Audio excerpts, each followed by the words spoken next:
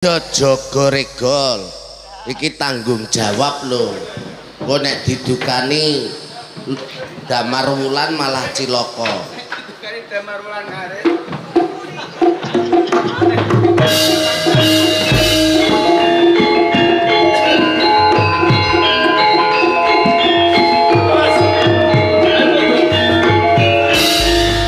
Rasane aneh. Ora swara rasa macam-macam. Sampean kebejajikan arep buka dapura kepatian sampean niku sinten? Sadurung tak wangsul takon putrane sapa?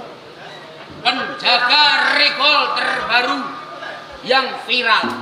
Kok viral? Ya wis entuk FYP. Tegese FYP ku apa? Takoki Pak Munadi. Ya. Piye? Kowe durung tepung lasrawa kawan aku wis pas. Oke. Ndak terus. Iwan oke. Nggih. Akurat Mas layang kumitir. Layang kumitir. Iki kadangku. Layang seto. Iki uripe. Cek kene. Layang seto layang kumitir. Sampean kok wani arep mlebu ning dalam kepatian sampean ing sinten? Tenane mono kepatian kae omahku. Aku putrane Romo Patih Lukender. Anake Patih Lukender. Iya. Putrane Romo Patih Lukender, ngerti ora? Sik. Ngene. Peraturan anyar berarti sampean dereng ngertos. Ya. Peraturannya piye? Peraturannya piye? Sapa wae sapa sing mlebu ning kepatian kudu nuduhake tanda tangan utawa tapak asmane Ndoro Patih Lukender. Ndul. Ya ndrong. Jadi kowe ngundang aku gondrong. Urung ngerti jegel kayen kowe ya. Kowe jeger kayen. Ya. Boh, tak senengmu. Ya, Tenane mono kepatian kae omah. Lamun to aku bali ana kepatian, apa kudu nggo tapak asmane Kanjeng Rama? ora mawas sapa wae sapa, sing penting sapa sing mlebu ning kepatian kudu duwe tanda tangan. Aku saiki tak takon kawan. Aku piye? Upama kowe pengen bali ana ing omahmu, Heeh. apa kowe kudu duweni tanda tangan tapak asma? Delok peraturane. Peraturan sing piye? Nek peraturane ono tetep tak lakoni. Padha karo wong numpak motor. Kowe duwe surat nikah apa ora? Nek, kok tekan surat nikah bareng. Lah iya, Iki tanda tangan. tanda tangan. Surat nikah piye lho? Lah iya, wis Nek ngono kowe ngerti? ngerti. Apa asmane Romo Patih Lukender? Urung. Loh, lho.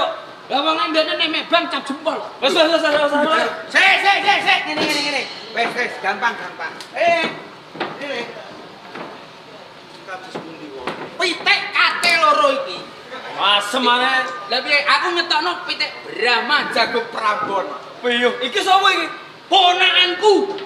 Aku nggumun. Hmm. Ponakanmu rupane welik koyo ngene kok kowe barik bagus. Mripatem gledek. Walik. Balik piye? Kene sing bari, aku sing elek. Ya wis nek umumso. Lah iya. Ya wis. Oh, lah kowe kok ngerti aku. Sapa? Kangane bara. Apa? Barakuda bara apa? Bara sinten? Iki bocah lho wis enek. Bocah boma. Arep mlebu ning kepatian ning syarate tak takoki ora duwe bagianmu. Nuwun wedal sawetawis. Wis akeh agak dadak. Darmanta. Termasuk ateges kula niki tambuh kalih panjenengan boten. Jaluk wedal sawetawis. Papan pisan kula niki pinanggih kalih panjenengan. Ya, paring asma sinten? Den Mase Layang Seto. Dewanoki aku layang komitin. Lan takon sapa? Kula pun damar ulang. Dadi wong telu iki kae isih kapernah Sedulur. Oh, pamomongmu. Damar ulang. Kados pundi? Sahrene aku mau dipenggak. Lawan wong sing gundul sirahe kae pengen bali ana kepatian. Saiki aku njaluk lilamu. Kae regole dibuka. Mergo kepatian kae omahku jare. Menawi tetelo panjenengan kekalih kersa badhe lumebet wonten ing kepatian ya kula suwun kanthi sanget tapak asmanipun Gusti Patih Marula ya aja edan aja gendeg aku bali ana ing kepatian kae omah-omahku dewi ngopo dadak nggo tapak asmane Kanjeng Rama Lugender kula niki dereng pitados menawi panjenengan kekalih pinangka putranipun Gusti Patih dasar kula niki maton kewajiban kula namung jagi kawilujenganipun Gusti Patih Lugenda. Mongko titi wedal menika Blambangan lan Mojopahit nembe kemawon ayon-ayonan peperangan. Menawi panjenengan kekalih mengsah saking Blambangan badhe nyidra yuswanipun Gusti Patih Lugenda tartamtu kula lerwa ing kewajiban. Dadi ngono. Dadi kowe adreng. Ora menelilah aku buka gapura kae. Pangapunten ingkang kakang. Tenane ngono, aku ora pengin bantah binantah kelawan kowe. Nanging mergo kowe iki sing jalari kaya pok buka apa ora? Boten. Pok buka apa ora? Menawi panjenengan boten ngagem tapak asmanipun Gusti Patih Lugenda. Boten. Iki sing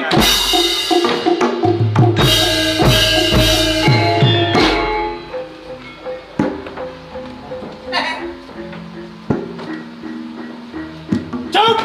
Fish!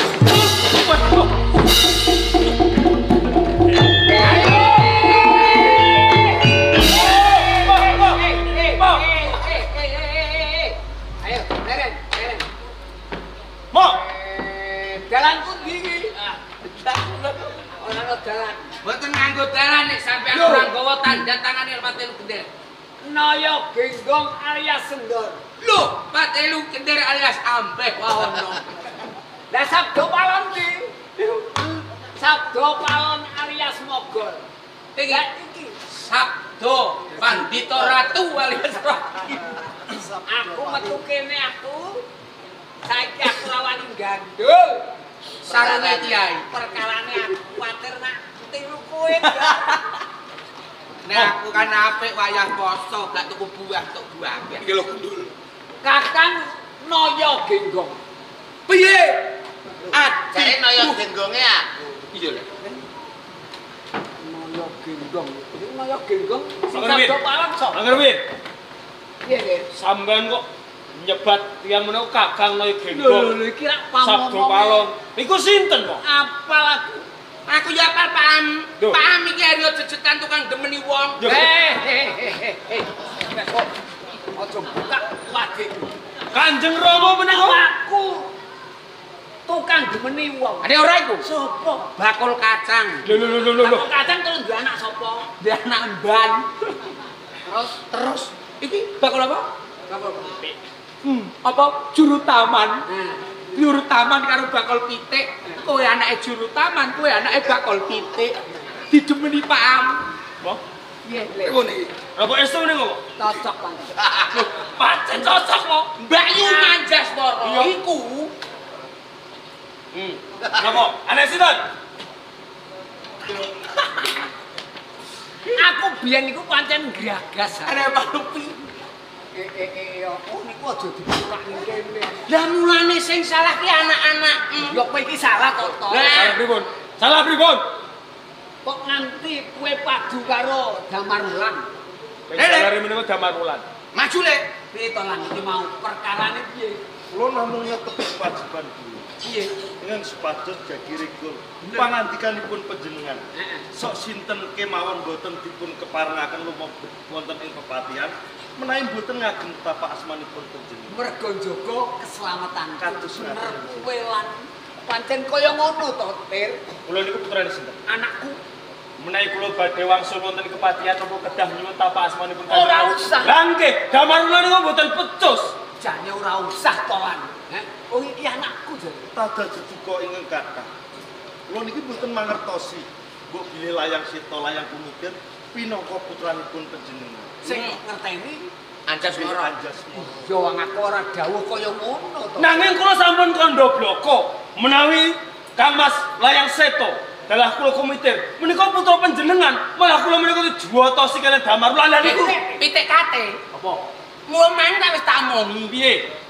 Ponakanku wis kandha nek antarane Jambangan karo Pentil iku do tukaran. ngendi Jambangan. Blambangan iku do lagi geger perang. Sampean ora ngandani karo ponakanku Damar Wulan nek ijen duwe anak loro. Lah kene kuwatir. Iya nek anakmu tenan. Nek akon-akon Iya. Wis nek tak iki wektu. Rahayune kok namung kula sing Bujatosi mo. Menawi wonten utusan saking Majapahit sang ngersani Sang Junta Ratu Kencana Wungu, menika ugi boten gadah tapak asal panjenengan. Dipun juwatahi Damar Wulan secilaka sinten? Panjenengan. Boten pecos menika salah sampean. Aku sing kuput. Peraturane. Iki nggih peraturan anyar. Sing salah kowe do setuju kabeh yo. Medun selawatan. Lakone opo kok? Aku ora kenal selawatan iso. Piye iki? Yo. Damar Wulan ora salah. Seto kumitir yo ora luput. Terus sing salah ki aku. Nah, boten saged duweni panungsa. Wah, salah. Damar Wulan niku boten pecos Joko Regol. Dipun ganti kemawon. Damar Wulan salah. Ngono. Gantos. Rewu salah piye iki? Ganti mawon. Ganti apa? Copot dados juru damel. Tukang arit. Tukang arit. Ngeritke jaran. Ngerti apa ora? Jaran iki 41. Kok iso? Kok ora iso iki lho. Kok nganggo ate yo. Kok siji barang 40 lanang, 1 wedok, gedhokane dipisah. Wedo iki bojone paham. Lho, ajar. Wis kaya sempuni kowe. Isa ana syarate. Piye? Siji, ora entuk lemu. Terus Ping pindhone ora entuk kuru. kok ora entuk lemu. Ora kok mlayu banter. Lah nek uru Lha cepet mati lho. Kudune sedang saja. 41. Oke. Ah, saiki tindak kuwi, tindakne. Yo sik. Ana syarate. Apa syarat? Aku ngeritno jaranmu. Iya.